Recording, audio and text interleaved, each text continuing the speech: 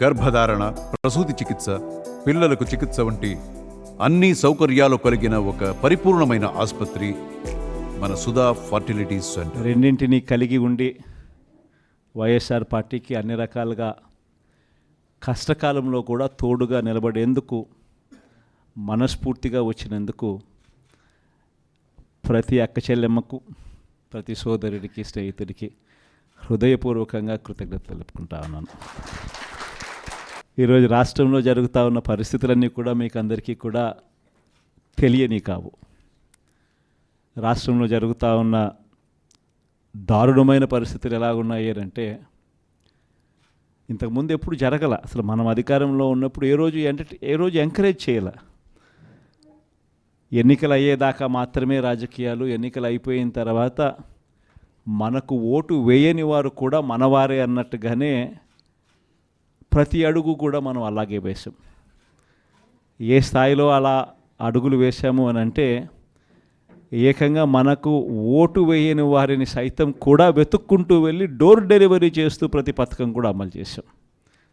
ఆ స్థాయిలో మంచి చేసే ప్రతి కార్యక్రమానికి శ్రీకారం చుట్టాం. ఎక్కడా కూడా డిస్క్రిమినేషన్ అనేది ఉండకూడదు, ఎక్కడా కూడా కరప్షన్ అనేది ఉండకూడదు అనే ముఖ్యమైన ఉద్దేశాలతో అడుగులు పడ్డాయి. ఎక్కడా కూడా మనకు ఓటు వేశాడా, ఓటు వేయలేదా, నీ కులం ఏమిటి, నీ మతం ఏమిటి, నీ రాజకీయ అఫిలియేషన్ ఏమిటి అని చెప్పి ఇటువంటి ఏవి కూడా ఎప్పుడు కూడా ప్రస్తావనలకు కూడా రాకుండా అడుగులు వేశాం. నా మొట్టమొదట కలెక్టర్ల సమావేశం కానీ, ఎస్పీల సమావేశం కానీ జరిగినప్పుడు ఆ రోజు నేను మాట్లాడిన మాటలు చూసినప్పుడు ఈరోజు చంద్రబాబు నాయుడు మాట్లాడుతూ ఉన్న మాటలు, ఆయన చేస్తూ ఉన్న చేష్టలు రెండు చూసినప్పుడు ఆశ్చర్యాన్ని కలిగిస్తాయి.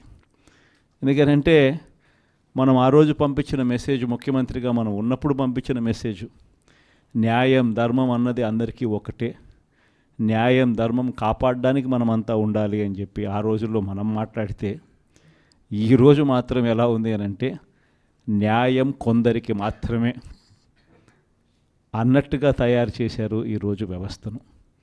ఏ స్థాయిలోకి ఈరోజు దిగజారిన లా అండ్ ఆర్డర్ కనిపిస్తూ ఉందనంటే పై స్థానంలో పైనున్న వాళ్ళు రెడ్ బుక్లు పెట్టుకుంటారు. ఆ రెడ్ బుక్లలో మంచి చేసిన వాళ్ళ పేర్లు ఏదైనా పెట్టుకొని వాళ్ళకు మంచి చేసే కార్యక్రమం జరుగుతుందని అంటే అది కాదు. రెడ్ బుక్లలో ఎవరిని తొక్కాలి, ఎవరిని నాశనం చేయాలి, ఎవరి ఆస్తులు ధ్వంసం చేయాలి, ఎవరి మీద కేసులు పెట్టాలి అనే అంశాల మీద రెడ్ బుక్కులు తయారు చేసుకొని పై స్థానంలో ఉన్న వాళ్ళు రెడ్ బుక్కుల పేరుతో అరాచకాలు సృష్టిస్తూ దొంగ కేసులు పెడుతూ ఎలా ఇరికించాలి అని చెప్పి ఆరాట పడుతూ విధ్వంసానికి పై స్థాయిలో వాళ్ళు పాటుపడుతూ ఉంటే కింది స్థాయిలోకి వచ్చేసరికి ఎవరెవరి స్థాయిలో వాళ్ళు కూడా రెడ్ బుక్కులు తెరవడం మొదలుపెట్టారు. నియోజకవర్గ స్థాయిలో వాళ్ళు, మండల స్థాయిలో ఇంకొకరు, గ్రామ స్థాయిలో కూడా ఇంకొకరు కూడా రెడ్ బుక్స్ ఓపెన్ చేసి వాళ్ళు కూడా విధ్వంసానికి పాల్పడడం జరుగుతూ ఉంది. ఈరోజు ఎక్కడా కూడా న్యాయం కనిపించడం లేదు, ధర్మం కనిపించడం లేదు. పోలీసులు పూర్తిగా ప్రేక్షక పాత్ర వహిస్తూ ఉన్న పరిస్థితులే కనిపిస్తూ ఉన్నాయి. మొట్టమొదటిసారిగా ఈరోజు పోలీసుల సమక్షంలోనే పోలీసులు దగ్గరికి ఎవరైనా కూడా మాకు అన్యాయం జరిగిందని చెప్పి పోలీసుల దగ్గరికి వెళ్ళి కేసు పెట్టడానికి మనం ప్రయత్నం చేస్తే ఎదురు కేసులు మన వారిపై కూడా వాళ్ళే పెట్టే పరిస్థితులకి ఈరోజు కనిపిస్తూ ఉన్నాయి. ఎలాంటి దారుణమైన పరిస్థితిలో ఈరోజు వ్యవస్థలు కూడా ఉన్నాయనంటే అన్ఫార్చునేట్గా మనకు ఒక ఈనాడు, ఒక ఆంధ్రజ్యోతి, ఒక TV5 ఇలాంటి గోబల్స్ ప్రచారం చేసే మాధ్యమాలు కూడా మన దగ్గర లేవు. నాకు ఆశ్చర్యం అనిపించింది మనం చూస్తూ ఉంటే పెద్దిరెడ్డి రామచంద్రారెడ్డి గారి మీద జరుగుతూ ఉన్న పరిణామాలు. అసలు ఎక్కడో పేపర్లు ఏదో కాలిపోయాయి అంటే ఏదో ఆఫీస్లో, అధికారంలోకి వచ్చిన తర్వాత 2 నెలల తర్వాత ఏదైనా ఆఫీస్లో పేపర్లు కాలిపోతే, లేకపోతే ఏదైనా కారణం చేత ఆ పేపర్లు కాలిపోతే ఆ పేపర్లో కాలిపోయిన దానికి రామచంద్రారెడ్డికి ఏం సంబంధం? ఎవరు అధికారంలో ఉన్నారు, ఎవరు గవర్నమెంట్లో ఉన్నారు? అందులో ఒక చోట పేపర్లు కాలిపోతే కింద ఆఫీసులలో పేపర్లు దొరుకుతాయి, పైన కలెక్టర్ల ఆఫీసులలోనూ పేపర్లు దొరుకుతాయి, ఆర్డీఓ ఆఫీసులలో పేపర్లో కాలిపోతాయి, ఎంఆర్ఓ ఆఫీసులలో పేపర్లు దొరుకుతాయి, ఎంఆర్ఓ ఆఫీస్లో దొరుకుతాయి, పైన కలెక్టర్ల ఆఫీస్లో దొరుకుతాయి, పైన దాంతకన్నా పైన హెచ్ఓడి ఆఫీసులలో కూడా దొరుకుతాయి.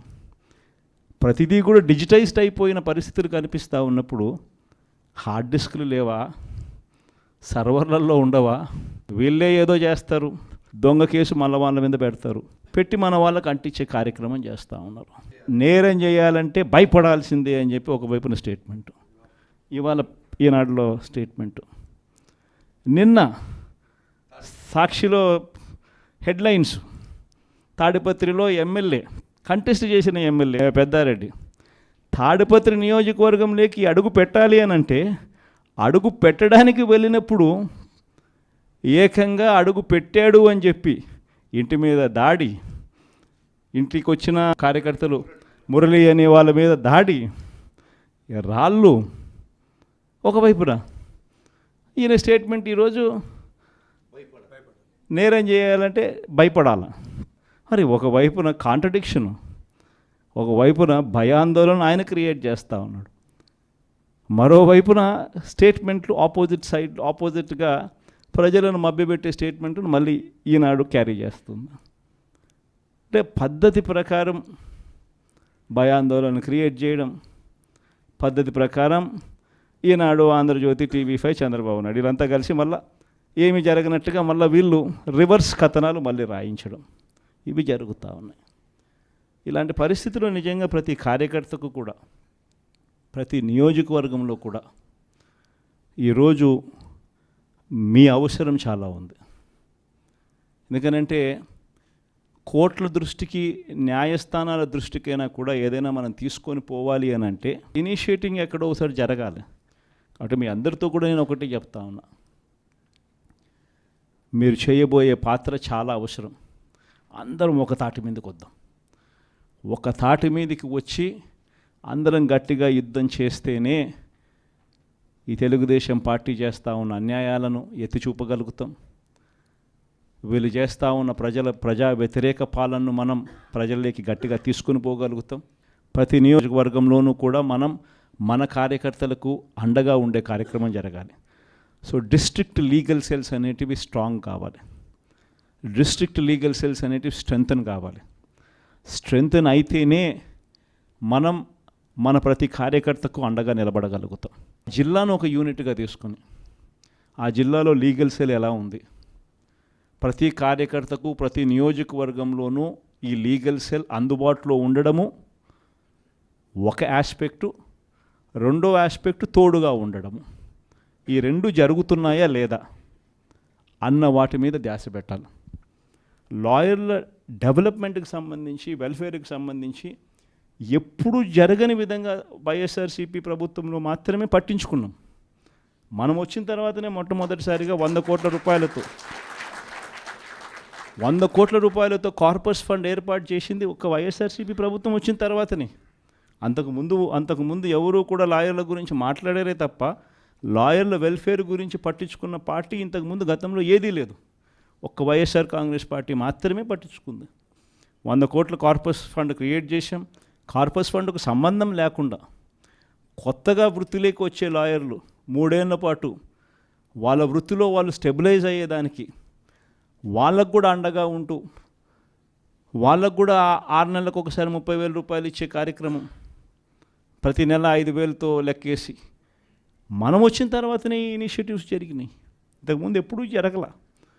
మనం కూడా యంగ్ పార్టీయే, మనం కూడా లీడర్ దగ్గర నుంచి మీ వరకు కూడా అందరు కూడా యంగ్స్టర్సే. మనం కూడా ఇంకా ఎదగాల్సింది చాలా ఉంది.